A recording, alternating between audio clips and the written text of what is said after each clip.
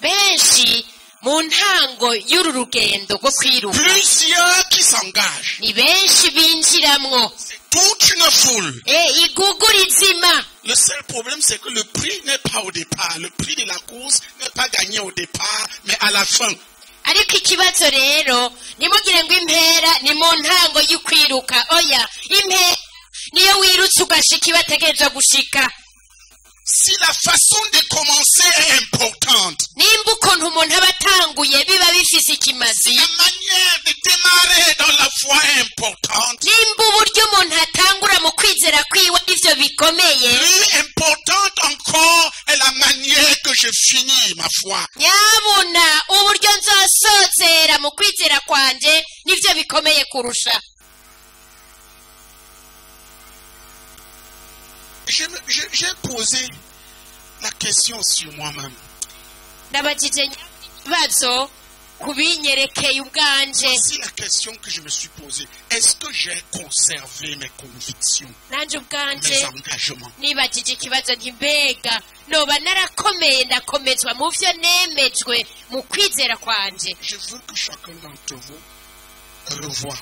ndashaka rero umwe wese muri mwebwe se sont véritablement livrés à Dieu au départ. kuko abenshi muri mwebwe vy'ukuri ntakera mu ntango mwari mwaramaze gutangura Convaincus, s'attendant à Dieu et livrant tout à Dieu, certains mwemejwe rwose mwizera imana mwitega imana kandi muzi neza et Dieu s'est montré imana pour approuver que cette marche-là lui plaisait.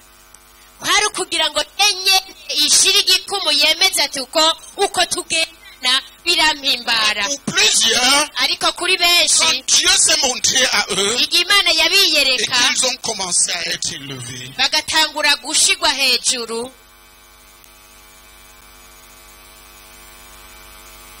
leurs convictions, ils les ont abandonnées. ivyo bari basanzwe bemezwa mu mutima ishingutsemwo, En sorte qu'ils deviennent ceux qui critiquent aujourd'hui ce qu'ils ont cru.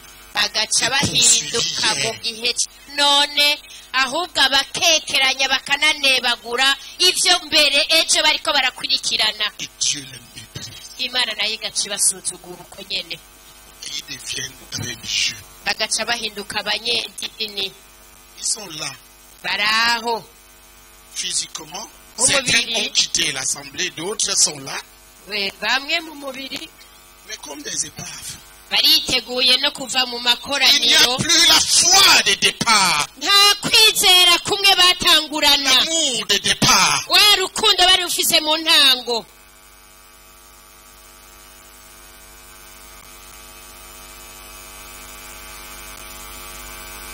J'ai eu des convictions au départ quand j'ai cru en Jésus. igihe nizera mu ntango nari mfise ibintu nemezwa mu mutima, C'est ça la foi. nuko niko kwizera. Chose dont j'ai été convaincu en Jésus-Christ par Dieu. ivyo nyene numva nemezwa mu mutima na Yesu Kristo, nemejwe Qui n'Imana, m'ont porté à prendre des décisions, des biheza engagements. bishikana gufata ingingo no kumaramaza. Donc j'ai eu des engagements. rero narigeze kuba La base des narafashe convictions ingingo que Dieu avait créées en moi. bivanye n'ivyo Imana yari yaranyemetse mu mutima.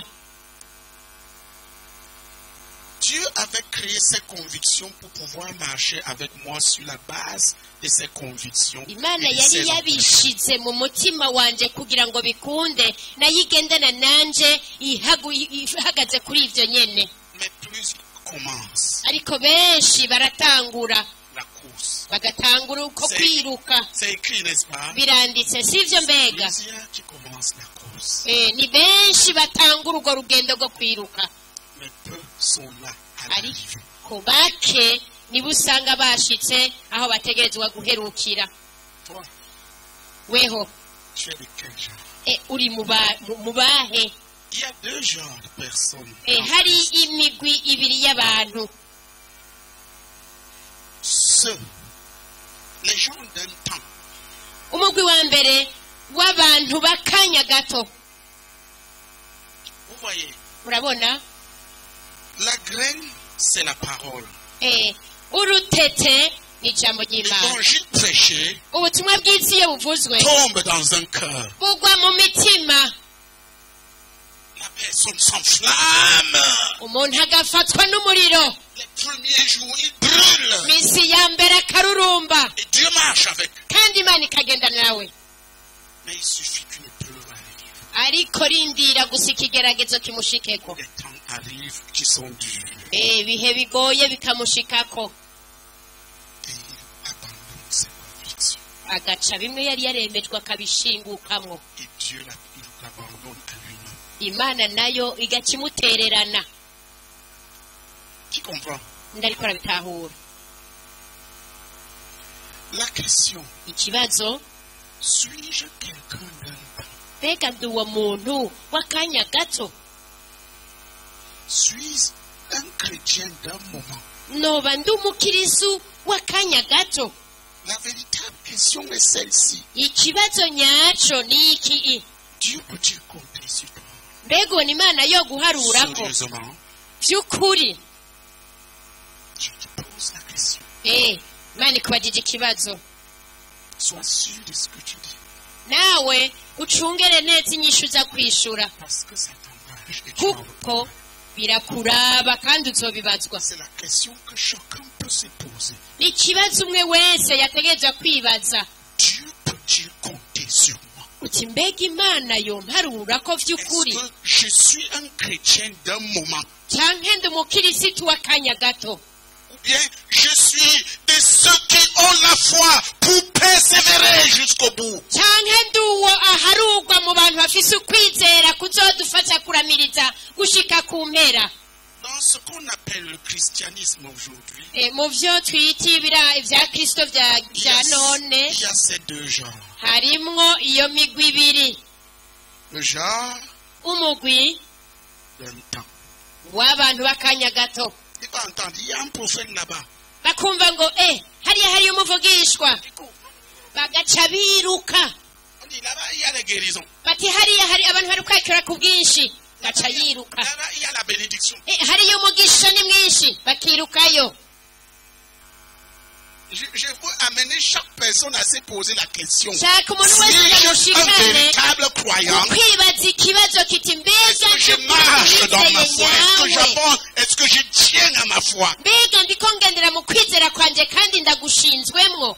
Je vous vois tous là, donc vous êtes quand même dans votre assemblée. Ça, Ndababona c'est réglé. mwese Mais ngaha maintenant, muri est-ce que tu es mw'ikoraniro encore ryanyu, dans tes ariko engagements, ikindi dans tes kibazo mu convictions de ngingo départ? ufata no mu vyo wemejwe n'umutima wawe kuva mu ntango, uracyari muri vyo?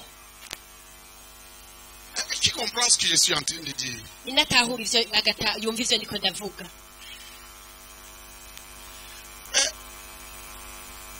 Quand on atteint mon âge-ci, Iyo ushikiriye imyaka yanje nk'iyi, on commence à réfléchir aux choses permanentes. uca utangura kwibaza ku bintu bihoraho. On cesse de voir les fruits. Utangura guhagarika kubona ivy'amababi, On cherche les fruits. ukarondera nyabuna ivyamwa. Vous savez pourquoi les fruits? Murazi nari gituma muriyumvira ku Parce que vyamwa, dans les fruits, kuko ivyamwa il y a quelque chose qui va reproduire. icamwa hariho ikindi kintu gisubira kikavyara c'icamwa. Il y a les pépins. Harimwo udutete. Les fruits ne meurent pas. Ivyamwa ntibipfa, Ils prolongent leur vie à travers les pépins qui sont en eux. bibandaniriza ubuzima bwabo mu vyamwa birimwo udutete.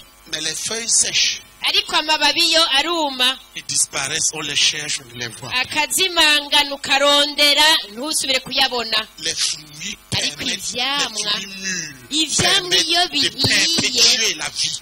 biremera ko ubuzima bubandanya, ugasubira kandi ugatera. Quand tu veux, Iyo ushaka, quand tu vois qu'un papayer est en train de mourir, ubonye nk'igiti c'ipapayi kigira gipfe, et tu prends sa feuille, ugaca ufata nk'ibabi ryaco tu la plantes, ugakitera, est-ce que tu vas obtenir un nouveau papayer? mbega urasubira kandi ukaronka igiti c'ipapayi? Hein? Plusieurs Oya. sont des feuilles. Abenshi rero ni amababi, Ils ne mûrissent pas. pas dans ce qu'ils ont cru au départ. ntibakura mu byo bizeye kuva mu ntango kuko ntibabishikamyemwo ngo babihagararemwo ntibabishikamamwo ngo Ils ne babigumemwo saisissent pas des choses éternelles de manière permanente. ntibacakira ibintu by'ibihe bidashira ngo babigumemwo babishungwemwo barakora kuri aka bakakivamwo agakora kuriya bakagishingukamwo Et c'est valable pour tout. kandi biba biri uko muri Dans les byose relations, ils ne bâtissent pas les relations permanentes. haba mu gucudika n'abantu ntibacudika n'abantu mu buryo bw'amaho Tout ce que j'ai cru, ibintu nizeye j'y demeure. ndabigumamwo J'y demeuré pendant un an, ndabigumyemo umwaka pendant umwe 2 ans, pendant 10, ndabigumyemo pendant umwaka 20, ibiri pendant imyaka 30, mirongo et j'y itatu demeurerai pour kandi l'éternité. nzabigumamo ibihe bidashira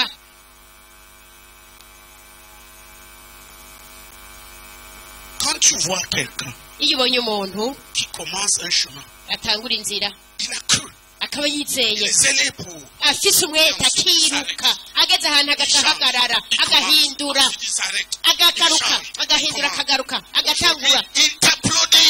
akagukomera amashyi menshi Demain, ejo agaca ari wagukomera induru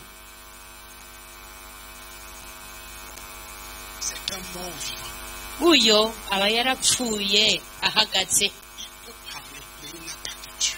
arashobora kuvuga ariko nta mana Dieu ne bafise peut pas marcher avec. kandi imana ntishobora kugendana nawe Dieu marche sur des choses permanentes. imana igendera ku bintu byamaho Le caractère de Dieu, c'est la fidélité. ingeso yanje yateza kuba ingeso Dieu y'imana n'est pas un homme pour dire une chose et imana ensuite si dire le contraire umuntu après. ivuga ikintu ejo Et ceux qui ikivuguruza les ressemblent kandi abasa nayo sont permanents dans ce qu'ils ont cru nabo bamari bandi mu byo bizeye et dans ce dans quoi ils se sont engagés. n'ibyo nyine bamaze kumaramazamwo Les décisions qu'ils ont prises devant Dieu, ils les assument. ingingo bafashe bari imbere y'imana barazemanga Ce qu'ils ont cru, ils le saisissent et le développent. ibyo bizeye barabicakira hama bakabyagura bakabikuza La Bible dit ibiri ivuga ngo que cela porte des fruits Wabo. avec persévérance. barama ivyamwa kandi bakama bariko barama ivyamwa abo barama ivyamwa Ils portent des fruits bo barama avec ivyamwa persévérance. kandi bakabiramirizamwo Dieu peut, à partir de susciter quelque chose qui va demeurer. kandi imana ifatiye kuri abo nyene irashobora gukora ibintu navyo bizokwamaho Dans la plupart de la vie des saints, tu vois des choses qui tremblent comme ça. mu buzima bwa benshi ubona ibintu bihindagurika Tout le temps en train de changer. umwanya Tout le wose temps bahindagurika tout le temps. bahinduka umwanya Ce wose que tu dis avec lui, il prend. ku buryo Comme si c'était des Ibyo- petits amusements. Il ivyo ne muba sait pas que muvuganye yibaza ngo muba mwariko murafyina Dieu attend à ce qu'il pose des choses permanentes pour marcher avec lui. imana iba yiteze ko bakora ibintu bidahinduka kugira ngo igendane nabo Je voudrais vous poser quelques questions. ndifuza kubabaza utubazo dukeyi aha bashaka kubashyira ku munzani mumbwire ikintu mwigeze kubona nakoze hanyuma nkaba narahagaritse kugikora C'est ça que je veux montrer. nivyo nivyo nshaka Il y kubereka a des gens qui ont vécu avec qui ont été proches, qui ont vécu, qui ont vu des choses. hariho abantu bambaye hafi babonye ibintu icyo kintu kigira amakesha no kwisonzesha ça la chose là c'était l'éveillé et les jeunes Bien. neza La question est celle-ci. ikibazo rero ngiki Aujourd'hui, uyu munsi est-ce que je jeûne moins et je veille moins? mbega naragabanije kwisonzesha naragabanije no kukesha Est-ce que j'ai rétrogradé? mbega narasubiye inyuma Est-ce que j'ai retiré mes convictions? mbega ivyo nemejwe mubona narabishingutsemwo Voici une année qui est en train de s'achever. ehe nguyu mwaka turiko turasozera J'ai déjà posé 3 jeûnes, 2 de 21 jours, 1 de 23 jours. Je vais poser celui de 40 jours hari dans itatu quelques jours. inshuro zitatu maze kwisondesha inshuro zibiri n'inshuro z'iminsi mirongo ibiri n'umwe n'ikindi kiringo cy'iminsi mirongo ibiri n'itatu n'iyindi ndindiriye y'iminsi mirongo ine kuko natanguye nizera ko bikenewe ko umuntu yisondesha Je sais que le jeûne est l'âme kuko nzi ko déchirer le voile ukwisonzesha que le diable a mis devant les yeux des hommes pour qu'ils n'admirent pas la splendeur de ari l'évangile de Jésus. ikigwanishwa cyo gutabura igihugu satani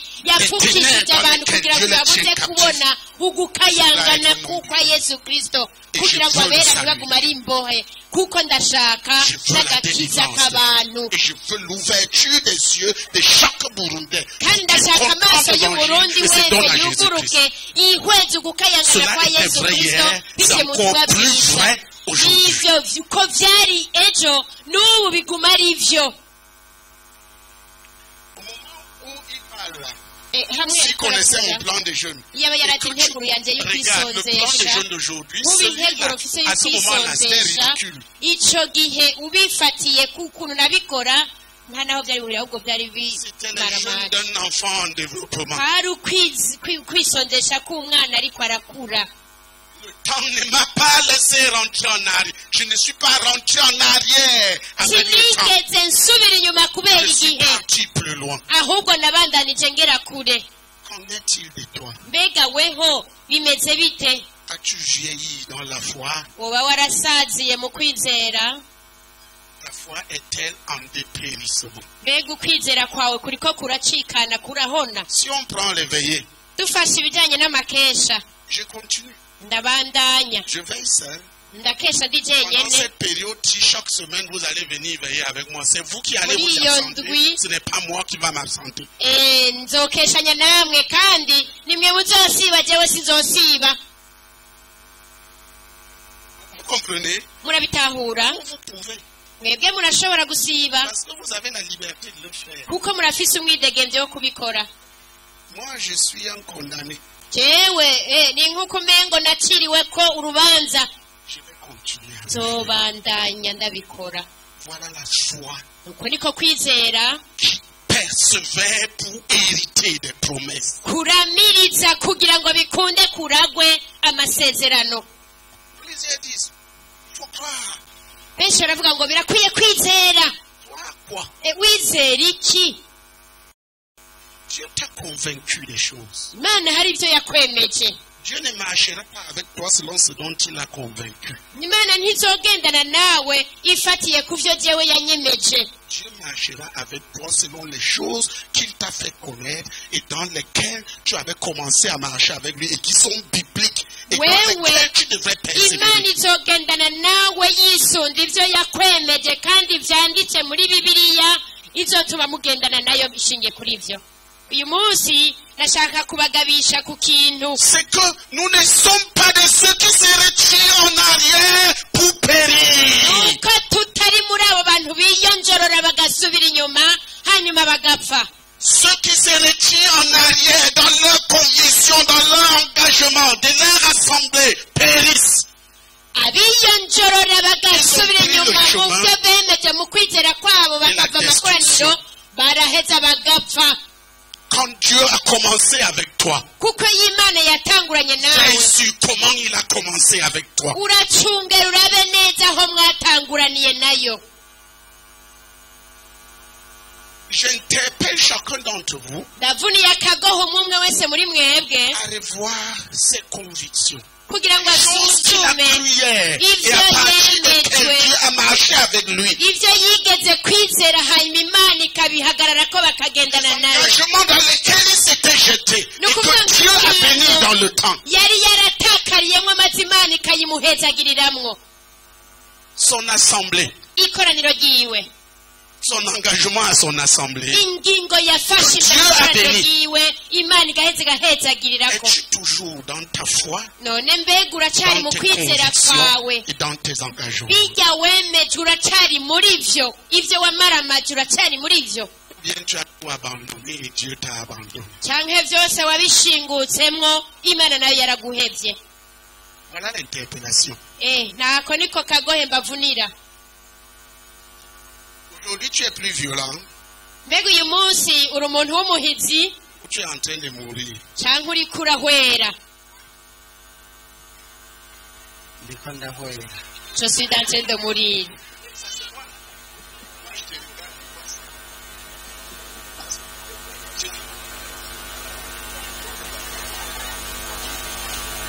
Et c'est ça le problème de plusieurs.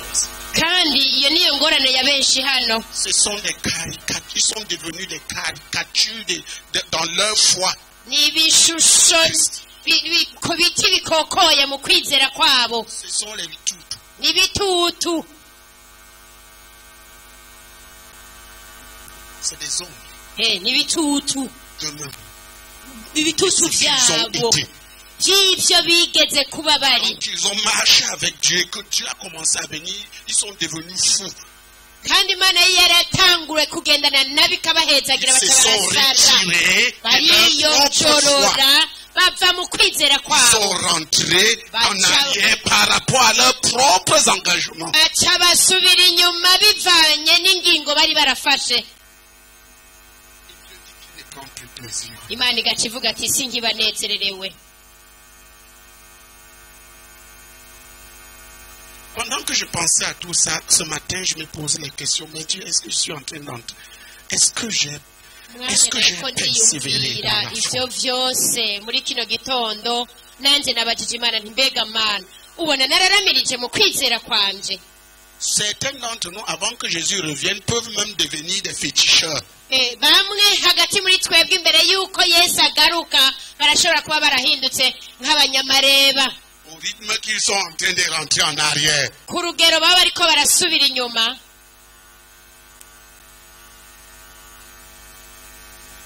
Dis à ton voisin. Iri uwo mwegeranye. Nous ne sommes pas de ceux qui se retirent en arrière pour périr. Uti twebwe ntituri mu biyonjorora basubira inyuma kugira ngo bapfe.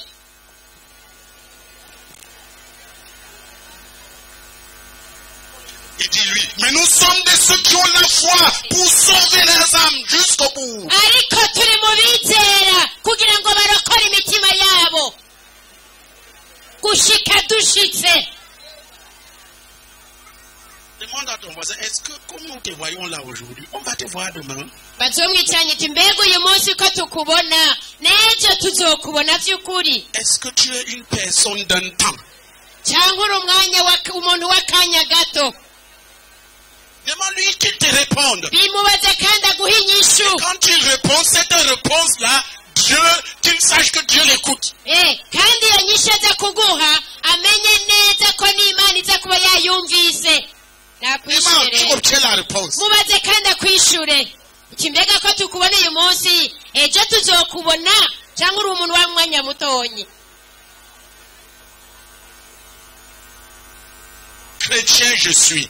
Uti ndi umukristo. Chrétien je serai. Tijewe ndokwama ndi umukristo. Dans la CMCI je suis. Kandi ndi muri Dans la CMCI je serai. Kandi Dans la nzokwama muri CMCI je démarre. CMCI. Kandi nzokwama ndi muri CMCI. Dans mes engagements, je suis ferme. Dans mes engagements, je demeurerai ferme. Dans mes engagements, je serai jusqu'au bout.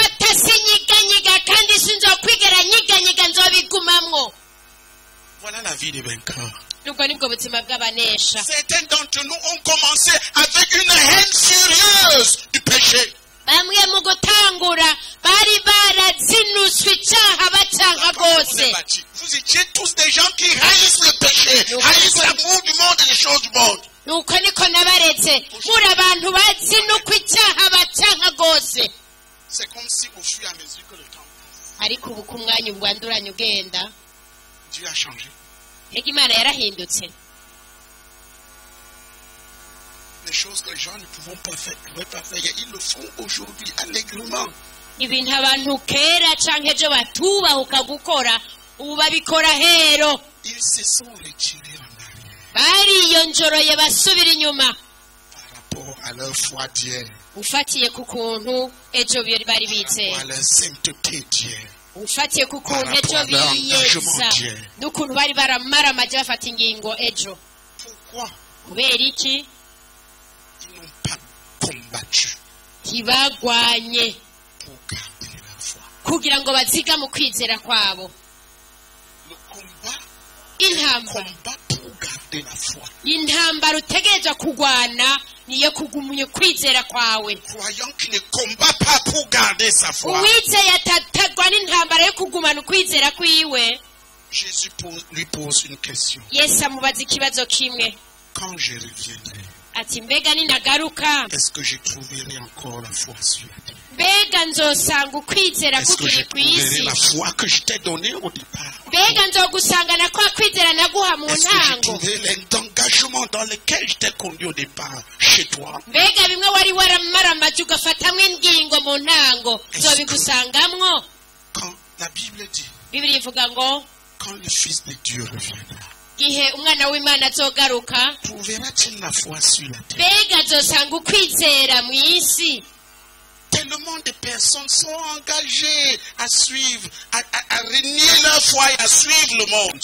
abantu benshi barafashe ingingo yo kwihakana ukwizera Détaillés bagakurikira à Yesu. l'extérieur, ils n'écoutent plus leurs convictions à l'intérieur. ukabona ubw'inyuma ariko indani batacumviriza ibyo baba bemejwe Ainsi, gutyo si j'ai des problèmes avec lui, dufitaniye ingorane n'uyu et il est le pasteur, akaba ari pasitori wanje il dit, ah, cyangwa ni nka d'abord je m'en vais. bwa mbere ho ndigiriye Je m'en vais où? mbega ngiye he Est-ce que j'étais arrivé là parce que l'on m'a établi là, mbega nashitse ngaha kubera ari umuntu yanzanye qui m'a sauvé, et c'est lui qui m'a planté où je ni suis. yesu yandokoye araheza aranteragira hano Qui peut me faire partir? none ninde yonkura hano Est-ce que je suis là par conviction ou je suis là parce qu'on me dorlote? mbega ndi ngaha kuvyo nemezwa mu mutima wanje canke ndi ngaha kubera bambembereza Est-ce que tu es là parce que quand tu viens,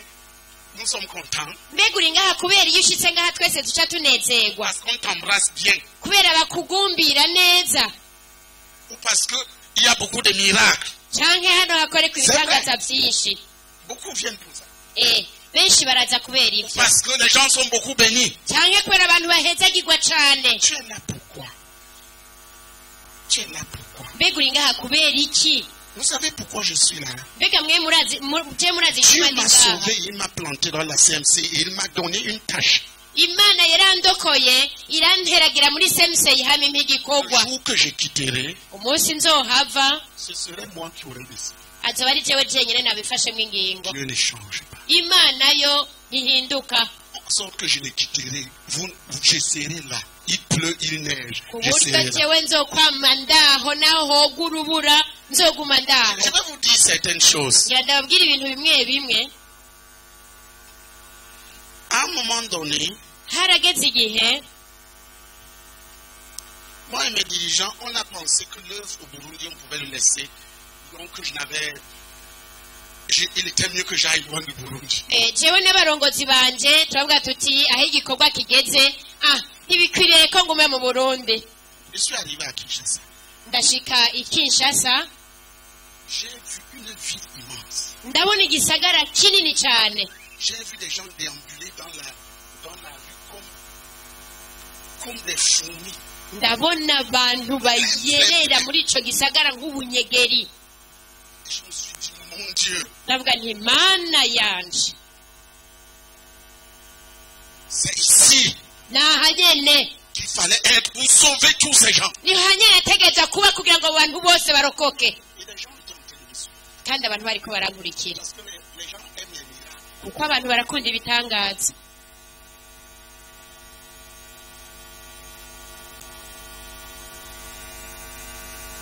J'ai prié.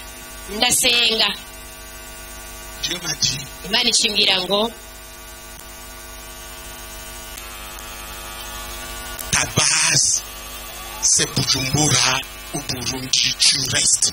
ngo icyicaro cawe ni bujumbura mu burundi kandi ugumaho Là où vous me voyez là, aha rero mumbona ngaha ici je suis, ici je reste. ahandi aha niho nzoguma Parce que ce n'est pas un homme. kuko si umuntu J'ai affaire à un homme. si umuntu J'ai yandungitse affaire à Dieu qui respecte la foi qu'il a mis en chaque personne. jewe mfise ingingo n'imana yubahiriza ukwizera iba yarashize mu muntu Tu as déjà lu, nindamaze gusoma sans la foi, nul ne peut plaire à Dieu. ngo atakwizera ntawe ushobora guhimbara imana nindamaze kubisoma Tu as déjà lu ça. nindamaze kubisoma Quel qu'est-ce que c'est la foi? none mbega ukwizera ni ukuvuga iki? La foi, c'est les convictions que Dieu a créées en toi kwizera pendant n'ibintu que tu imana marches, que tu yakwemeje écoutes sa mu parole, mutima tu igihe médites muriko sa parole, muragendana tu lis sa nayo parole, tu ugasoma marches ijambo avec lui. ryayo ukumviriza ijambo ryayo hanyuma ukagendana nayo Il a produit des convictions et iraheza des lois. ikagushiramwo ibintu ikwemeza hanyuma Sur la base de ces ukabyizera convictions et rero de ces ku lois, mushinge w'iyo tu nyama as pris yacu des engagements et tu as commencé à marcher avec lui. urizera ugaca utangura kugendana nayo Si tu te retires en arrière de ça, tu ariko te retires en ubishingutse arrière de ta ukabivamo propre foi. uba Et Dieu ne prend plus washingutse plaisir uva en toi. mu kwizera kwawe kandi imana Tu ishaka comprends ce kukunezererwa que je suis en train de dire. nindatahura ivyo ndiko ndababwira Chacun d'entre nous devrait faire attention de ce qu'il fait, des engagements qu'il a eu à prendre. rero umuntu wese muri mwebwe Foi yategerezwa qu'il a eu au kugaba départ. ku bintu yigeze kwemezwa mu ntango ku kwizera kwiwe yagize mu ntango Frère, regardez, murabe bene data quand Jésus est entré à Jérusalem, igihe yesu yinjira i yerusalemu abantu bose baciye basohoka bakamukomera amashi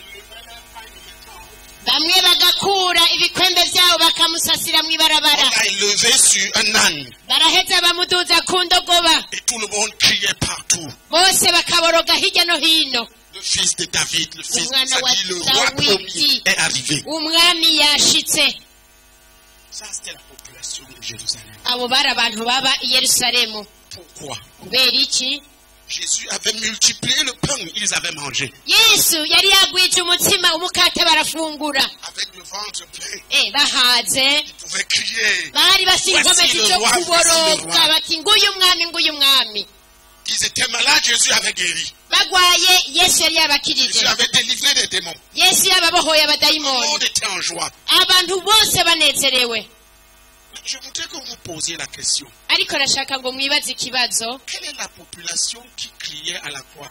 Crucifiez-le, crucifiez-le, crucifiez-le. mbega none ni bande ku musaraba yesu bamwe bavuga ati nimumubambe nabambwe nabambwe C'était les mêmes personnes. bari babandi nyene Yeah, ils avaient cru en lui comme ejo bari le roi de leur baramwizeye salut. nk'umwami w'agakiza Aujourd'hui, ils kabo criaient, crucifiez-le, ariko crucifiez-le, uyu munsi bakavuga crucifiez-le. nabambwe nabambwe nabambwe C'était des gens d'un moment. bari abantu b'akanya gato cane Est-ce que tu as quelqu'un d'un moment? mbega nawe uri umuntu w'akanya gato Est-ce que tu es quelqu'un d'un moment? mbega uri umuntu w'akanya gato uko kuri uhangane nako Regarde, murabe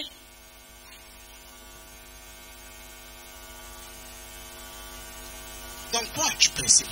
waramirije mu biki Dans quoi es-tu engagé à demeurer jusqu'au bout? Quoi qu'il arrive? wamaramaje mu biki gushika ubishitsemwo Dans quoi que tu as saisi maintenant, tu demeureras, quoi qu'il arrive, comptant sur Dieu. ni biki Et wacakiye t'attendant à ce que Dieu honore ta foi. uzomaramaze ukabishingwamo ukabigumwamwo gushika usozereye naho ico shika icyo ari cyo cose utazobishingukamwo Dans quoi? ni mu biki Interroge ta foi. uraheza ubaze ikibazo ukwizera kwawe Mais il y a des gens ariko hari abantu qui n'ont jamais eu de point de départ dans la foi. batigeze bagira intango mu kwizera kwabo Ils n'ont jamais été consumés par le désir de plaire à Jésus. ntibigeze baribwa n'ibyifuzo byo guhimbara yesu Ils peuvent même ne pas comprendre ce que je dis. ku buryo badashobora no gutahura ibyo mba ndiko ndavuga nk'ubu Mais quand tu as été réellement sauvé, ariko igihe uba warakijijwe by'ukuri tu as reçu ce nouveau cœur, cette nouvelle vie. ukaba waronse uwo mutima Tu mushasha as n'ubwo eu à bugingo recevoir en bushasha toi l'Esprit de Dieu vivant qui crie Abba Père, Abba ukaba Père. warakiriye muri wewe impwemu y'imana nzimitaka ngo abadata abadata Tu sais les choses que tu as connues. uba uzi ibintu wamenye Tu sais ce que tu as abandonné. uba uzi n'ibyo wavuyemwo Tu sais en quoi tu dois revenir. kandi uba uzi n'ibyo utegereza kugarukamwo Mais si tu étais de ceux qui sont venus juste parce qu'ils ont le pain a été multiplié, ariko nimba uri muri barya baje kubera bari baragaburiwe umukate ukagwira je bagahaga pose une question. bazi ikibazo. Vous vous souvenez du passage où des multitudes suivaient Jésus? muribuka igihe igugu ryakurikira Yesu, Et la Bible dit que Jésus ne leur faisait pas confiance. hanyuma Bibiliya ikavuga ngo Yesu ntabwo yabizigira. J'ai déjà lu ça. Indamaze gusoma aho hantu Jésus ne leur faisait pas confiance. ngo Yesu ntiyabizigira namba, Jésus savait que les mêmes personnes qui l'applaudissent vont le trahir. kuko yari azi abo nyene bariko baramukomera amashyi buca bamuhemukira. Pourquoi? Kubera iki? Ce n'étaient pas des gens engagés à persévérer dans ce qu'ils ont cru. si abantu bari baramaramaje kubandanya baramiriza mu byo bari C'est barizeye. des gens qui sont là quand les choses vont bien. Ni abantu bari ngaho kubera ibintu byaba bimeze neza. Quand les choses vont mal, Ibintu bibaye nabi ils disparaissent. bakazimangana Ou bien ils diminuent. canke bakagabanya. Vous avez le passage. Nahatoye aho hantu Jésus leur dit, Yesu ababwira ati parce que vous avez mangé, ngo kubera mwariye et vous êtes rassasiés. mukaba muhaze, Parce que vous avez bu, kubera mwabonye ibitangaza, parce que vous avez guéri. kubera kuko mwakize, Vous me suivez. ngo muriko murangurikira. Et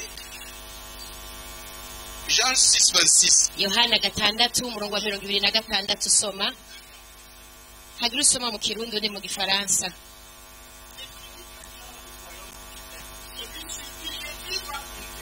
Ucuraba uwuriwe ko uri uwo Yesu ashobora guharura ko, Pour celui à qui Jésus ne peut pas faire confiance. canke kuri uwo Yesu adashobora kwizigira namba. Pouvons-nous compter sur toi? Mbega turashobora natwe kuguharura ko Que si tout le monde renie Jésus, toi tu seras là. ko naho bose bokwihakana Yesu wowe uzoguma uri ngaho. Est-ce que nous pouvons compter sur toi? By'ukuri turashobora kuguharura ko Que toi tu ne trahiras pas. tuti Si uyu tout le monde rentre là, ntazohemukira Yesu naho bose bosubira inyuma. est-ce que nous pouvons compter sur toi? Mbega by'ukuri ubona twoguharura ko Ou est-ce que tu es là comme une ombre? canke uri ngaha nk'igitutu. Tu vois l'ombre, tu le vois, ensuite tu ne le vois pas. Igitutu urashobora kukibona mu kanya ntusure kukibona. Quel est mon engagement envers le Seigneur? Mbega n'ingingo Quelle est ma foi? kinafashe Quelle imbere est ma y'umwami, détermination? ni ukuhe kwizera kwanje n'ibihe naramaramagemwo. Il y a des gens sur qui Jésus compte. Hariho abantu Yesu ashobora guharura ko. Nous sommes tous des enfants de Dieu, mais il y a ceux à qui Jésus ne fait pas confiance. Twese turi abana b'Imana, C'est qu'il le trahira. ariko Il suffit qu'il ait hariho un abantu problème. Yesu adashobora Il suffit qu'il ait un guharura manquement. ko. Il va trahir Jésus parce qu'il a faim. Naho yoba gusonza gusa bigatuma yihakana Trahir Jésus Yesu, pour n'importe quoi. kwihakana kubera ikintu icyo ari cyo Il dit cyose. que Jésus ne leur faisait pas confiance. Ni ukuvuga ngo Yesu ntiyabizigira. Bisome Oui. Jean 6, 26. Jésus leur répondit, en vérité, je vous le dis, vous me recherchez non parce que vous avez vu des miracles, mais parce que vous mangez des pains et que vous avez été rassasiés. Travaillez non pour la nourriture qui périt, mais pour celle qui subsiste pour la vie éternelle. Vous voyez, il parle à ce genre de personnes. ariko avuga ubwoko bw'abo bantu. Parce que je t'ai donné la voiture, tu me suis. Yesu ati ko naguhaye imodoka uri kurangurikira. Mais commence à apprendre à travailler, non pour les choses terrestres, mais pour les choses célestes. Ariko tangura mwige kandi mukore atari ku bintu byo ngaha ku isi, ariko ku bw'ibintu byo mu ijuru. Parce que tu peux avoir la voiture et aller en enfer. Urashobora kuba ufise imodoka ukaja mu muriro udahera. Tu peux être applaudi et aller en enfer. Barashobora kugukomera amashi ariko ukaja mu muriro udahera. Jésus peut te guérir aujourd'hui et tu finis demain en enfer. Ejo uyu munsi Yesu akagukiza, ejo ukaja mu muriro udahera. Si tu rentres en arrière par rapport à ta foi. Niba wasubira inyuma bishingiye n'ukwizera kwawe. Et il y a un autre passage Hari n'ikindi kigabane où tous avaient fui aho bose bari bahunze et il resta 12. hagasigara 12 gusa. Pour eux, hari igugu Foule. igugu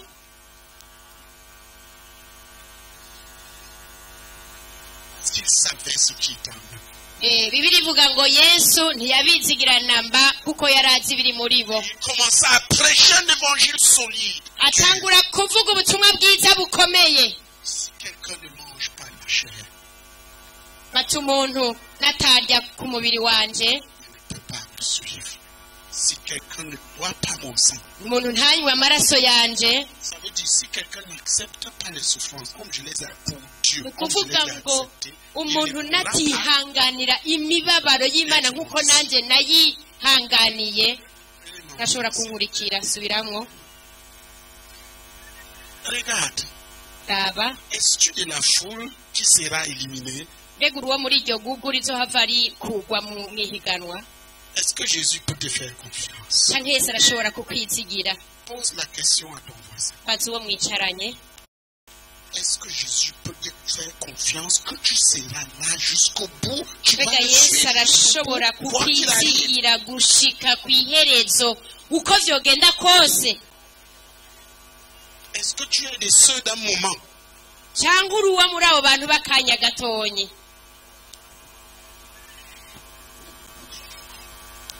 Posez-vous la question et répondez. mubazanye ibibazo kandi mwishurane Posez-lui la question mubaza ikibazo nawe et akwishure réponds. Et quand Aïe, tu ma réponds là, fiche. sache que Dieu aussi entend. kandi umenye ko ibyo uri kuramwishyura n'imana iri kwirabyumva Ne sois pas aujourd'hui oui, demain non. uyu munsi ntube mu Après-demain, oui bavuga et ngo non. ego ejo ube ngo mubinjira mu kuvuga ngo oya Après-demain, oui et non. hirya y'ejo uti ego na oya Après beaucoup de jours, oui mais. cyangwa hirya y'ejo uca uvuga ngo abantu bavuga ngo ego ariko Et puis après plusieurs jours encore, mais oui. haheze iyindi minsi uti ariko ego Dieu ne leur faisait pas confiance. imana ntiyabizigira Qu'il savait ce qui était en eux. ko yari azi ibiri muri bo Il savait que c'était les gens d'un temps. yari azi ko ari abantu b'akanya gato mwabibonye icyo kigabane umusome mu kirundi havuga ngo nuko benshi mu bigisha biwe bavyumvise baravuga ati iryo jambo riragoye hari uworyumva akarishobora 66 hacavu 66 naho hacavuga ngo ku cyo gihe benshi mu bigisha biwe bamuva inyuma ntibaba bakijyana nawe yesu arabaza bamwe 12 ati mbega namwe muragomba kwigirira mwabyumvise bene data Il y avait une foule. mu ntango yo kwiruka hari gugu Et quand les moments durs sont arrivés, haje ibihe bigoye il restait 12. hasigara 12 gusa La Bible dit, birivuga ngo il y a beaucoup d'appelés, hahamagawe benshi mais peu d'élus. ariko hatoranijwe bake Il y a beaucoup qui commencent la course, benshi baratangura ukwiruka mais peu qui la terminent. ariko ni bake basozera Au moment où nous sommes, je vois des gens qui ont bien commencé, mal fini. aha turi ndabona benshi batanguye neza ariko benshi bagaheza Matthieu nabi 22, verset 14. matayo 22 umurongo wa 14 Beaucoup d'appelés, abahamagawe benshi peu d'élus. abatoranijwe bake Il y a beaucoup d'appelés. hari abahamagawe benshi Beaucoup au départ, benshi mu ntango Jésus est splendide. ariko kuko yesu akayangana Il attire du monde agakwega benshi par son évangile merveilleux. kubera ubutumwa bwiwe bw'igitangaza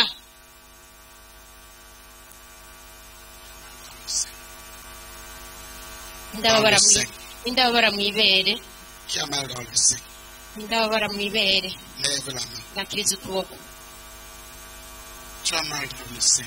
undi ariko arababara mu ibere agwaye mu ibere Tu n'as pas mal dans le sein. nturwaye ibere En bas, munsi yaryo regarde sa fille. rondeza aho wahora ubabara uza gusanga byarangiye Regarde, suzuma urabe neza tu le sens encore. n'ubu uriko urabyumva Tu es guéri. Vous voyez, Jésus est Wakitse. merveilleux. murabona yesu n'igitangaza Vous comprenez? Les gens sont forcés de le suivre même quand ils ne l'aiment pas. J'étais à Ngozi il y a longtemps. nari ngozi haciye iminsi Je ne sais pas s'il était déjà là où ils étaient encore tout petits. ati sinzi ko yari ahari canke yari akiri On akana avait tenu une croisade. twari twakoze igikorane imana igakora ibitangaza Les gens étaient venus. hama abantu baraza Et il y a un groupe de jeunes filles qui étaient venues. hariho umugwi rero w'inkumi zaje Ils étaient 3-4. bari nka batatu canke bane Et Dieu les a guéris tous. imana irabakiza bose De tous, une seule est restée. muri abo C'est la bose femme de guide. ati muri abo izo nkumi zose hasigaye umushiki wacu umwe ariwe mudamu Tous wa s'étaient gita enflammés. ati kandi bose bari buzuye umuriro Après avoir été guéris, bamaze gukira quand les frères ont commencé à les suivre, ati bene data batangiye kubakurikirana deux ont dit aux frères, bamwe babiri baca babwira bene data nous venions pour la guérison. ati twe twizera kugira dukire Alors ne nous cherchez plus. ati ntimusubire Nous kuturondera avons une autre guérison. twebwe turifitiye twararose ugukira Moi, kwacu ils étaient vrais. kandi by'ukuri bari babaye imvuga kuri Et nous avons notre guérison. C'est twararose ugukira kwacu byaraheze ne nous cherchez plus. ntimugume mutwiruka inyuma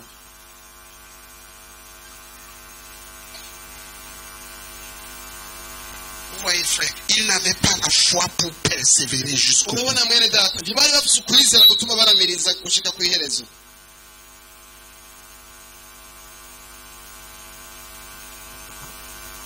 Jésus marche avec les gens yesu agendana n'abantu sur la base ku rufatiro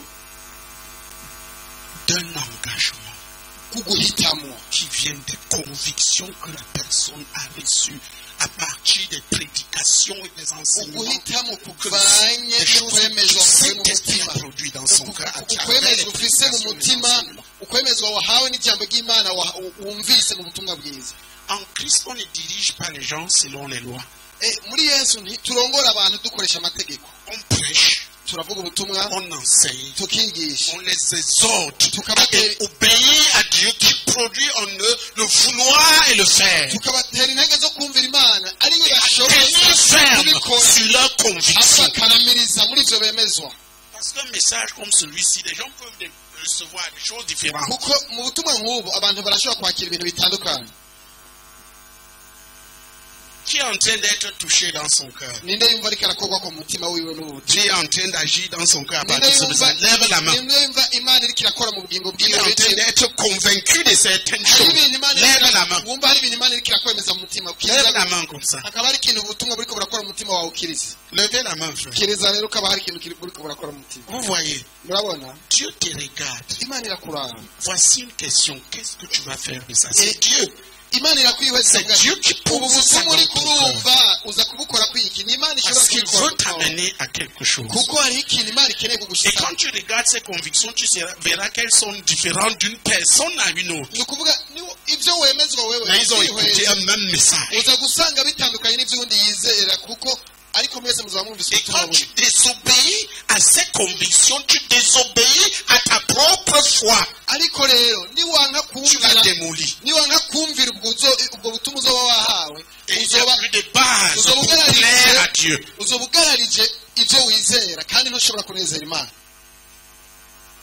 Une foule le suivait. ngo igugu rinini ryari rikurikiye yesu Et il a dit, parce que j'ai fait des miracles. aca arababwira ati kubera nakoze ibitangaza multiplié le pain, vous kubera avez nagwije mangé, vous imikate mangez muririra plein. murahaga nicyo gituma mumurikira Jésus ne leur faisait pas confiance. bibiri ivuga ngo yesu ubwiwe Je ntiyarabizera veux ce verset-là.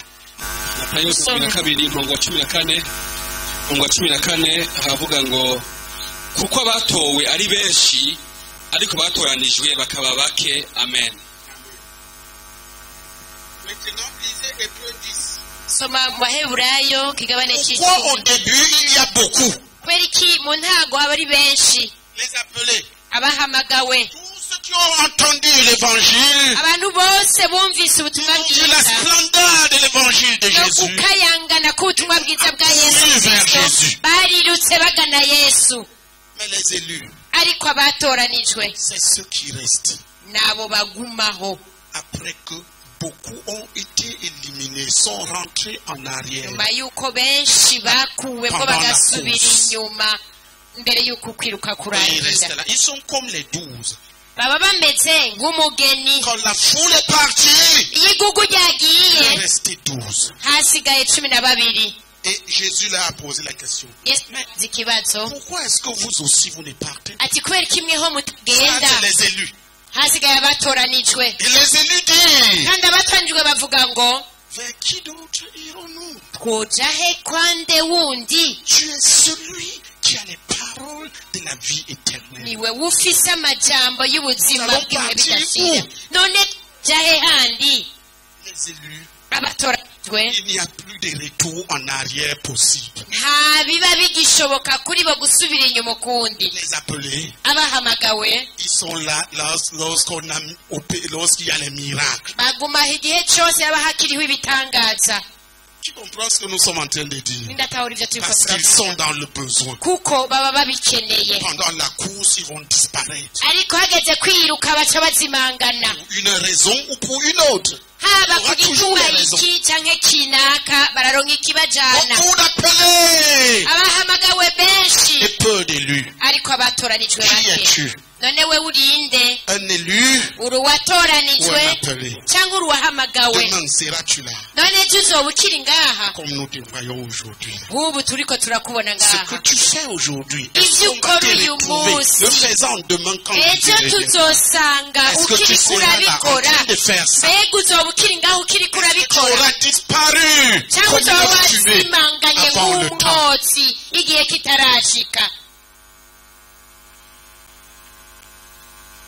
Est-ce que tu auras disparu? mbega uzoba wazimanganye Est-ce que tu es en train de disparaître? cyangwa uriko urazimangana Tes n'ubu convictions sont de plus en plus abandonnées. cyangwa uriko urashinguka mu bintu bivamwo Lisez Hébreux 10. soma mu baheburayo ikigabane c'icumi Hébreux 10.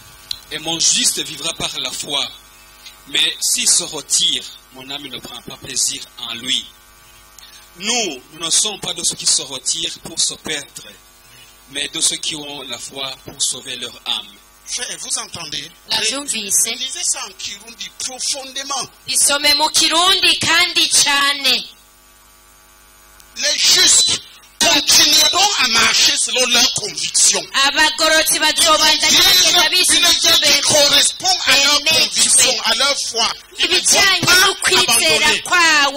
kwabo n'ivyo bemejwe Qui est bâti, si les convictions, la foi que Dieu leur a donnée et qui vient de cette parole. ubuzima bwabo bushingiye ku vyo bizeye ku vyo bemejwe Leurs engagements sont basés là-dessus, ils sont permanents. n'ingingo zabo zishingiye kuri vyo kandi ntizihinduka zamaho Mon juste vivra par la foi. umugororotsi wanjye atobeshwaho C'est-à-dire, celui qui a n'ukwizera été justifié gratuitement par Jésus, kuvuga ngo watsindanishirijwe ku buntu qui atsindanishwa na voit la yesu vie éternelle pratiquement, agafata ubugingo bwiwe bidashira mu buryo tant qu'il bugaragara gardera sa foi, azozigama tant ukwizera qu'il kwiwe continuera avec ses convictions et ses engagements. igihe cyose azoguma aba mu vyo yemera no mu kwizera ariko S'il se retire en arrière, niyiyonjorora agasubira inyuma Dieu ne prend plus plaisir. imana C'est pour ntibikimunezererewe ça que certains croyants accèdent à une vie molle, pâle, nicyo gituma sans saveur. bizeye bamwe bashika ku buzima Ils ont bugoyagoya abandonné les choses qu'ils ont crues au butagira départ. akanovera kuko barihakanye ibintu bizeye mu Ils ntango deviennent comme le sel qui a perdu sa saveur. bahinduka nk'umunyu utakigira akanovera On voit encore le sel, mais il n'y a plus la saveur. ukabona umunyu Où est la uracyaraho saveur? ariko utagira Ils akanovera ont abandonné. Et qu'est-ce qu'on fait? akanovera kavuyemwo On les jette dehors. baca bawuterera hanze L'ennemi peut marcher dessus. umwasi agashobora no kuwukandagirako Peut-être que l'ennemi est en train de marcher sur ton parce que bishoboka ko umwasi ariko aragukandagirako ta kuko saveur. waratakaje la akanovera saveur, c'est ce qui plaisait à Dieu dans ta vie. akanovera nako n'ibirya byahora bihimbara imana L'as-tu perdu? none warabitakaje Oh frère, oh bene data Dieu m'a enseigné à le chercher. imana yaranyigishije Je me kuyirondera bats pour le chercher. sindohoka kuyirondera Je cherche son amitié. ndaguma ndondera Un jour, on m'a dit, umunsi umwe yambwiye ngo je vais faire de toi mon ami. ngira ndakugire umukunzi wanje Ça m'avait tellement ébloui. byarantangaje cyane J'ai continué. nca ndabandanya Plusieurs années après, il m'a dit, imyaka myinshi ihetse irambwira ngo maintenant tu es mon ami. ubu rero wahindutse umugenzi wanje Ça veut dire, bivuga ngo si je veux faire les choses majeures, je vais t'en parler. kugira ngo ubwire ibintu bikomakomeye tuzoba ndazibivugane nawe Et je vis encore pour mieux le connaître. kandi Pour mieux n'ubu l'aimer. mbayeho kugira ndabimenye Est-ce que tu birushije crois à quoi? none we wizera iki Est-ce que les croyants croient en leur Dieu? mbega bizeye by'ukuri bizera imana yabo Quand Jésus reviendra, trouveras-tu la foi sur mbega cette terre? yesu niyagaruka azosanga ukwizera hano mu Peut-être isi c'est venu diluer léger, cyangwa azosanga barakuyunguruye hejuru mu Trouveras-tu la kirere foi en toi? mbega yesu azosanga ukwizera muri wewe As-tu la foi qui sauvera ton urafise âme dans la ukwizera durée? kuzorokora umushaha wawe ibihe bidahera Ou as-tu la foi des démons qui mènent à l'enfer? cyangwa ufise ukwizera kw'abadayimoni gushikana mu muriro udahera Tu dis que tu crois, tu fais bien, le diable aussi bibiri croit ivuga en ngo toi. nimba wizera ugira neza na satani nawe nyine arizera ariko hariho ukwizera kutariko Lisez en Kirundi. isome mu Burayo kirundi 10:8 9 kuko hasigaye igihe gito cyane kandi ugira aze azoza ntazoteba 8 ariko umugorosi wanje azobeshwaho no kwizera naho niyo njorora ntazohimbara umutima wanje. Attendez, les jeunes gens là, vous avez une attitude vis-à-vis de la parole qui est énervante. Pendant qu'on lit, toi, tu as ta Bible à terre. abakiri bato mufise inyifato imbere Prenez ya vos bibiliya Bibles, la itabitse Bible est neza faite pour être scrutée. erega bibiliya muzifise kugira ngo L'attitude vis-à-vis de la Bible et Dieu changera l'attitude vis-à-vis de vous. zibandikwemwo nimwahindura mwagira inyifato mbi imbere ya bibiliya nayo izogira inyifato itariyo Pendant qu'il lit, les gens ferment leur Bible et restent comme ça. ariko arasoma bashyira bibiliya iruhande yabo bakitangira itama ngo he Ils ne sont pas curieux de voir ces choses qu'on dit, ça c'est tout. nta rusaku bafise koko Mieux nati comprendre. ivyo bintu ariko arasoma biri hehe ntibashaka kwiga Oui. 8 ndasubiramwo ariko umugorosi wanje azobeshwaho no kwizera naho niyo njorora ntazohimbara umutima wanje. Ariko tweho niturabo mu biyonjorora bagahona ariko turabo mu bizera ubugingo bwabo bugakizwa. Amen. Amen. Encore. subiramwo kandi ariko umugorosi wanje azobeshwaho no kwizera naho niyo njorora ntazohimbara umutima wanje. Ariko tweho niturabo mu biyonjorora bagahona ariko turabo mu bizera ubugingo bwabo bugakizwa. Amen. Amen. Tout le monde dans la Bible. Maintenant, vous allez lire ensemble. mwese rero murabe muri bibiliya tugira ngo dusome Tu quittes ici. La plupart d'entre vous ont 0 verset dans leur tête. Tu peux pas bamwe mémoriser ça. bo ngaha nta murongo n'umwe bafise mu mitwe yabo ugira ushiremo uyu Beaucoup de cauchemars. ibi indoto ziteye ubwoba nyinshi nyinshi Beaucoup de cauchemars. indoto ziteye ubwoba nyinshi nyinshi Beaucoup de cauchemars. ukararura rota ibiteye ubwoba gusa Beaucoup de cauchemars. Parfois, tu te réveilles, tu as l'impression que ta tête a gonflé. kenshi wikanguye ukamenga umutwe wawe uravyimbye Beaucoup de cauchemars. indoto ziteye ubwoba nyinshi C'est vrai. nivyo Pourquoi? kubera iki Il n'y a pas la Bible. nta bibiliya irimwo Le diable est dans la tête parce que la parole ne se trouve pas dans satani la ari tête. mu mutwe kubera ata bibiliya irimwo Regardez ce que je lui dis là. ivyo ndiko ndamubwiye Tu dors iyo uryamye regardant les choses de l'enfer. uryama uraba ibintu vy'ikuzimu Tu te réveilles, ukangutse tu ne t'inquiètes pas des choses de Dieu. ntuhagarike umutima n'ibintu Tu vy'imana plonges à nouveau dans les choses de l'enfer. Tu ugasubira kandi dors kwinjira dans mu les gihugu ténèbres et uryama tu mu te réveilles mwijima dans les ténèbres. ukikangurira mu Voilà mwijima pourquoi rien n'est parti. Les cauchemars sont là, ico les démons sont là. gituma atana kimwe kiri cubatse ni indoto ziteye ubwoba gusa Pourquoi la Bible ne veut rien dire? wewe bibiliya ntacikubariye Tu devrais demander pardon. watenza gusaba imana imbabazi Il change. ugahinduka Oui. wavyumvise Bon, maintenant, tu vas courir vers un prophète. urezoca wirukanka ku muvugishwa Les cauchemars, les cauchemars. muvugishwa ndadota ibiteye ubwoba gusa Et les prophètes fous de ce siècle. abavugishwa b'abasazi Il b'iki ne va pas se poser kinjana la question pourquoi les azibaza cauchemars. n'igituma ati kubera ko arota ibiteye ubwoba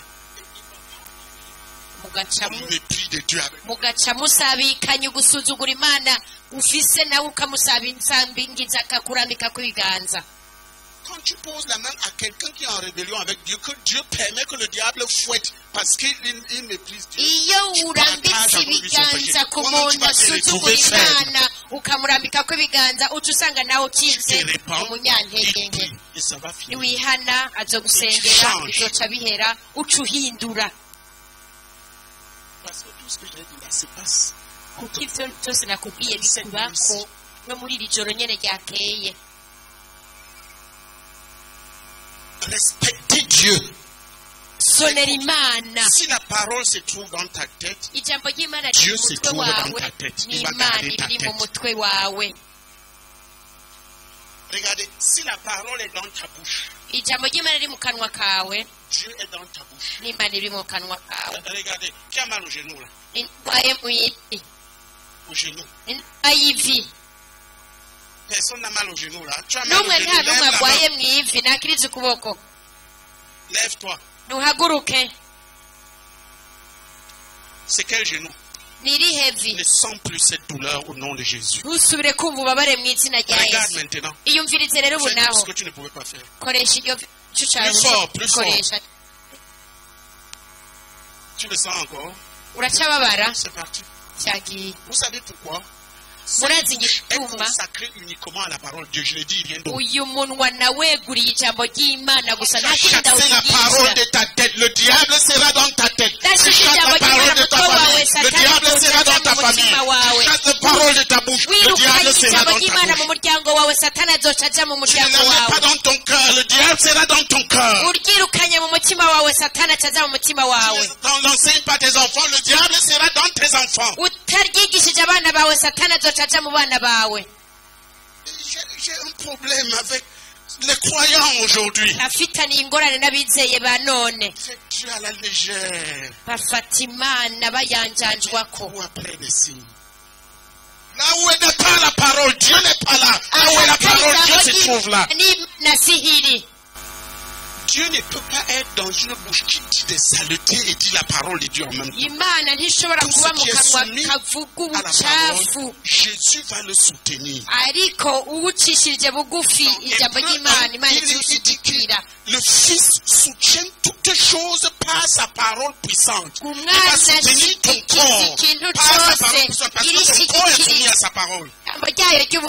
Ton intelligence va la soutenir parce qu'elle respecte la parole. ubwenge bwawe uzabushigikira kubera Tes paroles, buzobusonera ijambo tes ry'imana. actes. amajambo yawe ibyo ukora. Mais quand vous agissez, ariko iyo Dieu mukora fait comme si la parole de Dieu n'avait aucun sens. nk'uko umenga ijambo Ne ry'imana donnez pas ntacyo à Jésus rivuze. l'élément à soutenir. ivuze ikintu irarishigikiza ukuboko kwayo. Vous voyez cette main? murabona iki kiganza Jésus la soutient yesu arabyishigikira parce qu'elle fonctionne pour kuko obéir à la ikora parole. kugira ngo cyumvire ijambo ry'imana. Je vous montre. ngira ndabereke Tu as mal dans le dos là.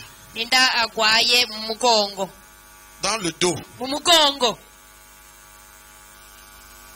Dans le dos, ça ne veut pas automatiquement dire dans les reins. mu mugongo si ngombwa ngo aha mu mafyigo. Regarde maintenant. iyumvirize rero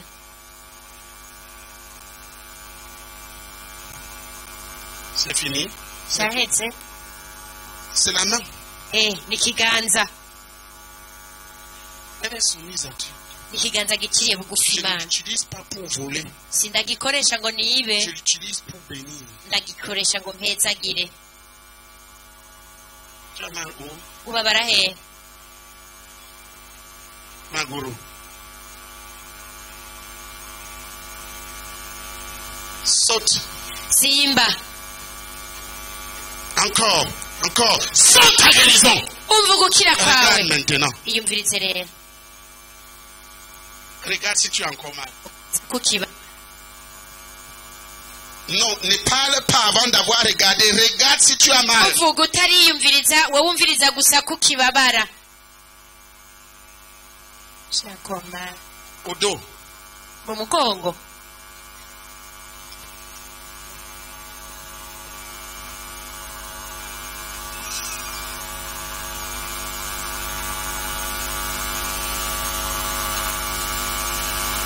C'est la main ou là?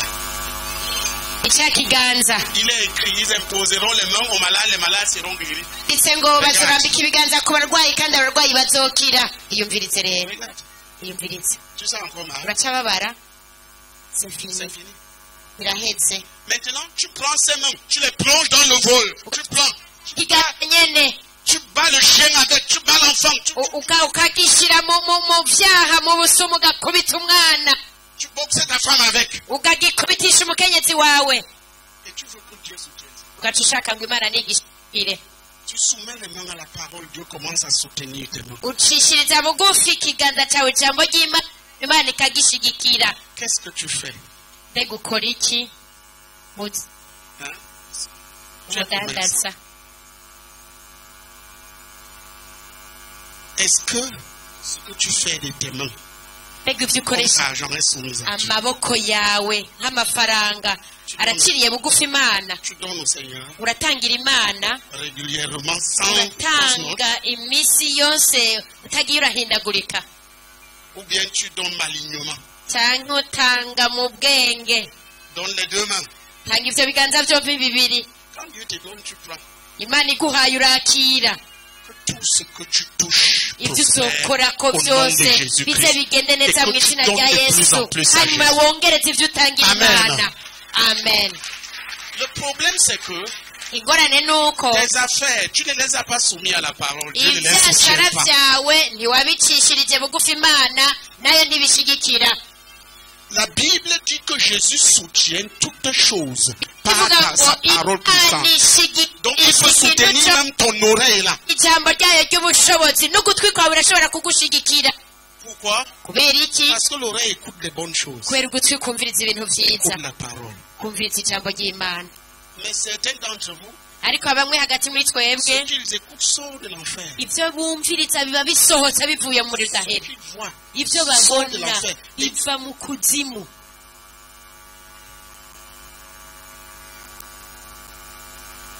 C'est la source des cauchemars. niyo ni inkomoko ya bya biteye ubwoba urota. Quand tu as passé du temps wamaze umwanya avant de wose dormir, imbere yo à contempler kuryama l'enfer, uriko wihweza iby'umuriro udahera, et tu t'attends ukaca witega ko umera à neza contempler l'évangile. aho gukomeza ubutumwa bwiza. ninde ariko arabitahura? Jésus va te soutenir, mais sur la base de sa parole. yesu azogikira ariko ashingiye ku ijambo ryiwe.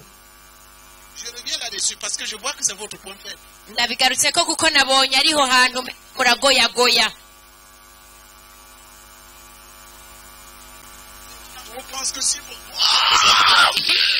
bamwe bibaza bavuze ngo haleluya, que Jésus descend. yesu niho aca yururuka. Mais il y a mieux que ça.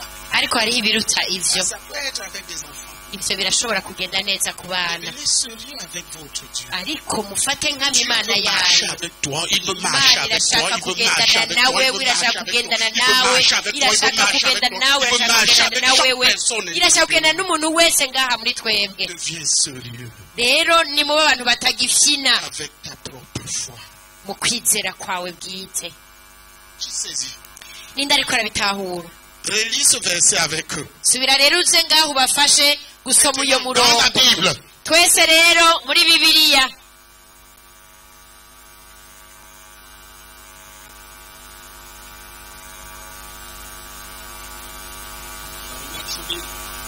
Iburayi 10:38 n'ukurikira.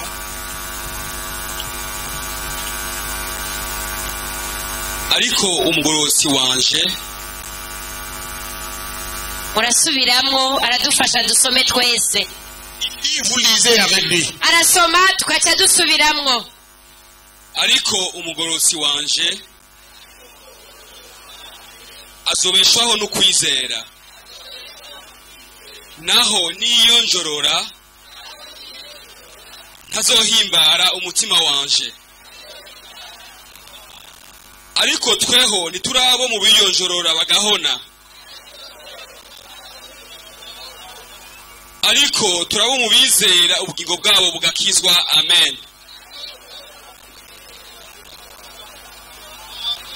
Amen.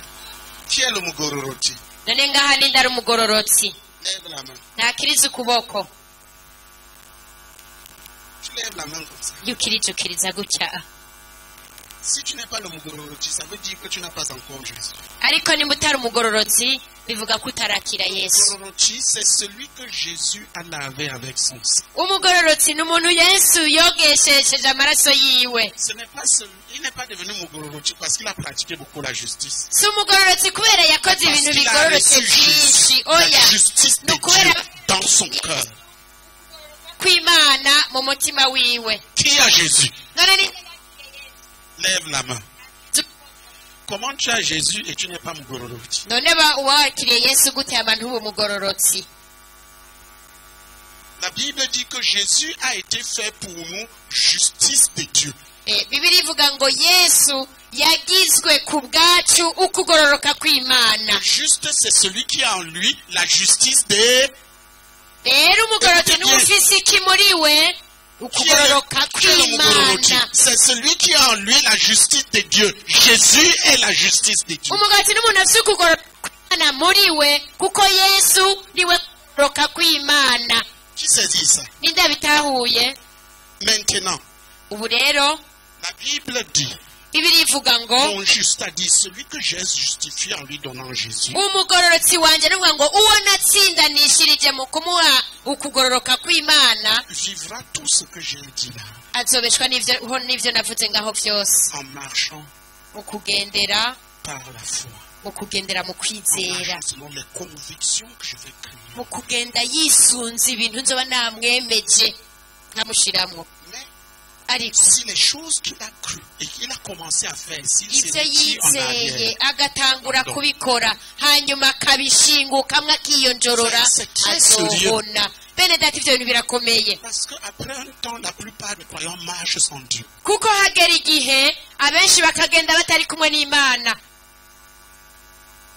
Avec mon dos, n'umugongo wanje avec mon dos, n'umugongo wanje je vais servir Jésus. nzokorera yesu Avec mon dos, n'umugongo wanje avec ma bouche, n'umunwa wanje avec ma bouche, n'umunwa wanje je veux servir Jésus. nzokorera yesu Avec ma bouche, n'umunwa wanje avec ma tête, n'umutwe oh, wanje avec ma n'umutwe tête, wanje je veux servir Jésus. nzokorera Avec yesu ma tête, n'umutwe wanje mes pieds, n'ibirenge avec byanje mes pieds, n'amaguru je yanje vais louer Jésus. nzotazira yesu Avec mes pieds. n'ibirenge byanje Quand je pense iyo que niyumviriye Jésus m'a sauvé, ko yesu yandokoye je vais danser Jésus. nzotabira Avec mon yesu corps, n'umubiri wanje avec mon corps, n'umubiri wanje avec mon n'umubiri corps, wanje je vais louer Jésus. nzotazira yesu mon corps. n'umubiri wanje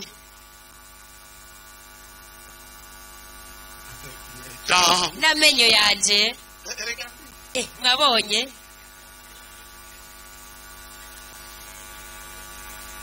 Je vis mbaho montrer Jésus-Christ. kugira nerekane Amen. yesu kristo ndamwereka isi Et maintenant, ma vie, mon être, tous les... ukubaho kwanje C'est ça qu'on appelle marcher dans la foi. n'ivyo bita ngo kugendera mu Jésus va déborder. n'ibyo Parce que ce que j'ai gasesekara je marche. bikerekana ko Mon juste nizeye vivra par la foi. umugororotsi wanje Il vivra en marchant selon ce qu'il a cru en Jésus. yisunze ivyo yizeye muri yesu La vie qu'il a reçue de Jésus yakiriye voulera yesu marche uzotemba selon les ariko convictions que Jésus lui aragenda a données. yisunze ivyo yesu yamwemeje mu mutima Mais we s'il cesse de respecter sa propre foi, cesse de iyo nsoro respecter ses propres convictions, et ntiyubahiriza se ivyo retire en yemeye arrière, akiyongerera agasubira inyuma parce que quelqu'un l'a insulté, kubera hari umuntu yamututse parce qu'il n'est pas content, canke kubera parce atanezerewe qu'on ne l'a pas applaudi, canke batamukomeye parce qu'il a eu amashyi des problèmes. kubera afise ingorane Dieu dit, imana ivuga ngo je ne prends plus plaisir. sinsubira kumunezererwa ukundi Est-ce que tu plais encore à ton Dieu? none uracyahimbara imana Il ne peut plaire à Dieu sans la, guhimbara imana sans la, adafise iki ukwizera Certains pensent que c'est pas le sacrifice qu'on bamwe fait. bibaza ngo ni ukubera ibimazi batanga oya Jésus a dit, yesu yavuze ngo tu n'as voulu ni holocauste ni sacrifice. ngo ntiwahimbawe n'ibimazi C'est pourquoi je viens, me voici, cyo gituma nje eheraba ndati pour accomplir ta volonté. kugira ngo nshitse ubugombe Et il bwawe explique après ce que c'est cette volonté. Kandi La Bible dit que ce n'est pas cette volonté avuga ngo ni kuri ubwo bugombe que Dieu dit. imana ivuga ngo Je mettrai mes lois dans leur cœur. zoshira ibyagezwe byanjye mu mitima yabo zobyandika mu mpemu zabo Et je prendrai plaisir en eux. kandi Je inscris nzabanezererwa imana irandika des choses dans ton cœur. ibintu mu mutima wawe Pendant que tu écoutes ça, il y a des uriko convictions. uratumva inkuru uriko urumviriza Des hari choses ibintu que tu sais que tu dois arrêter ibintu maintenant. uzi neza ko Des choses que tu sais que tu dois te réengager et faire activement. utazi ko neza gusubira kandi Des choses que tu sais que tu dois revenir. n'ibyo uzi ko utaza kugarukamwo La question, vas-tu obéir à ces ikibazo none convictions? uraza kumvira ivyo bintu nyene uhava wumva Vas-tu wemejwe revenir à la foi? mbega uraza kugaruka mu kwizera Il y a deux retraits possibles. hariho ukwiyonjora Il y a ceux qui se gashoboka retirent de leur conviction hariho première. abiyonjorora mu bintu bemejwe mu Et ntango il y a ceux qui se retirent de leur assemblée. n'abantu Dans le biyonjorora même mu verset, vous ikoraniro pouvez voir au ryabo verset 25, muri uwo murongo Et au meza verset kuva ku mirongo 35. ibiri na gatanu na Voilà mirongo les itatu deux na possibilités de gatanu retraite. ni ubwo buryo bubiri bwo kwiyonjorora quand tu te retires de ton assemblée, tu te iyo retires winjoroye de Dieu. ukava mu ikoraniro ryawe wiyonjora Je ukava n'ai ku pas le temps de mana vous expliquer parce que je peux nta vous mwanya expliquer mfise pourquoi. Je peux kuko aller dans la niko Bible. ndababwira ko muze kuja Et kureba quand muri tu bibiliya te yanyu retires de tes propres convictions, tu te retires de Dieu. ushingutse mu vyo ba wemejwe naho nyene uba uvuye mu mana Pourquoi? En Christ, kubera iki muri il kristo y a un double commandement. hari icagezwe umengo cikuvyemwo kabiri Croire kwizera et aimer. no gukunda Te retirer de ton assemblée veut dire que wiyonjoreye tu mu ikoraniro maîtrises ryawe ni ukuvuga les ngo frères que Dieu t'a. usuzuguye bene data imana Quelqu'un yaguhaye peut-il aimer le Père sans umuntu aimer les enfants? yokunda se Non. atakunze abana biwe oya J'ai le devoir de vous aimer chacun. mfise icagezo co kubakunda umwe umwe wese muri Quand je mwese veux faire quelque chose, je dois penser, iyo qu'est-ce que ça ndakora va leur ikintu faire? ndaheza nkibaza nti mbega kiza kubamarira Je ne iki suis pas libre de tout faire. Je pense à vous avant nta d'agir. mwidegemvyo mfise wo gukora vyose mbanza kwiyumvira ico Quand je pense à ce kibafasha que lui, il va penser, iyo nibagije ntija mbega aza kubivuga kwiki je me garde. ndaheza nkirinda Tu comprends? ndabitahura C'est pour ça que nico gituma ceux qui se retirent de l'assemblée, c'est de la haine contre les frères. abiyonjora bakava mu ikoraniro Parce que ryo l'amour mu nzu supporte baba banse tout. bene L'amour data est kuko censé supporter urukundo les bêtises des frères. ruzwi nkuru ushobora L'amour accepte. kwihanganira n'ibicucu Pardon. vya bene data ukamwemera Il n'y a que deux commandements en Christ. muri kristo hari ivyagezwe bibiri gusa Un double commandement. ni icagezwe C'est pour ça gikuvyemwo que quand tu kabiri te retires, soit tu te retires du premier, iyo wiyonjora croire wiyonjoreye au muri Seigneur kimwe Jésus, arico soit tu te kwizera umwami retires du yesu deuxième, cyangwa ukiyonjorera muri ico aimer ca les frères. kabiri arico co gukunda quand tu bene te data retires de ton assemblée, iyo wiyonjoreye mu c'est ikoraniro une ryawe haine pour le peuple de Dieu, urwango proclamé publiquement. ubivuze hero Les liens que Dieu a établis. izo ngo imana Faire de toi yabafatanishije membre d'une famille spirituelle. ni ukuvuga ngo uriwo muri umuryango w'impemu Quand tu te retires de tes convictions, iyo uvuye mu tu byo wari as envie de waremejwe dire à Dieu, naho Dieu, je ne te crois plus. uba uri kubwira imana ngo mana sinyikwizeye Ce que tu dis n'est pas vrai. ibyo uri kuravuga si byo Quand ces choses-là, Dieu, ibyo bintu bigize uvuye ku mais tu es mana en train de te retirer. none uri kuri iyo njorora As-tu besoin de revenir à tes convictions mbega premières et à urakeneye tes engagements kugaruka kuri bimwe premiers? wari waremejwe ubwa mbere kuri za ngingo wari warafashe bwa mbere Qui est en train de voir où se trouve son problème avec Dieu? ninde ariko arabonana n'ingorane afitaniye n'imana Tu vois, ninde ariko arayibona lève la main. nakiriza ukuboko Si tu gutya vois. nimba uriko urabibona Aujourd'hui, Dieu veut que tu reviennes. uyu munsi imana irashaka kugaruka Dieu prend au sérieux ceux qui le prennent au sérieux et ceux qui prennent au sérieux ses enfants. imana ifata Son nkama assemblée, son ufata église. nkama ijambo ryayo n'ufata nkama abana bayo hari abantu bavuga ngo semuseri yaragiye comment je peux être assis sur une branche que je méprise? mbega nshobora gute kwicara ku ishami kandi Quand tu seras parti, tu nsuzugura sauras que c'était bien. niwagenda uzobona uti cyari bimeze neza wicacikukura ku mana n'imana Ce n'est pas irakwicacirako le pasteur René qui t'a amené avec obligation ici pour ntabwo ari déposer la pasitori Saint Jésus. yakuzanye ku gahato wakuzana aha ni Je yesu suis là, la famille là que tu m'as placé, je ne veux pas. uvuze uti ujya muryango wanteragiyemo C'est sindawushaka toi le problème. ni wewe uri ingorane Si tu me lances des pierres, je serai là. unteye amabuye jewe nzoguma Si ngaha vous m'applaudissez, je serai là. munkomeye amashi nzoguma kandi Là, ngaha vous me voyez là. aha muriko murambona Même quand ça a chauffé dans la ville, c'était, ça a commencé là-bas chez nous. n'igihe ibijumbura bishuha mu gisagara byahereye iwacu J'étais là. nagumye hajya nyene J'ai dit à Dieu, mais La est-ce vie, que ma- je la ne peux vie, pas ma- changer même mbega de maison, aller sinshobora no guhindura inzu ngo nimuke dans un autre nje quartier. Il m'a dit, tu mu yindi restes. karitsiye imana iti oya gumaho nyene Tous ces gens qui ont la liberté de faire n'importe bajya abantu comment. bose bafise umwidegemvyo wo kugira uku canke kuriya kubera ibi canke biriya C'est de l'incrédulité. uko ni ukutizera C'est une perte de foi. uko ni ugutakaza ukwizera Reviens à tes engagements. garuka ku ngingo zawe za mbere Tu ne t'es pas trompé. kuko ntiwihenze Jésus est le même hier. yesu ko yari ari ejo Il n'a n'uyu pas munsi changé. niko ari ntigeze ahinduka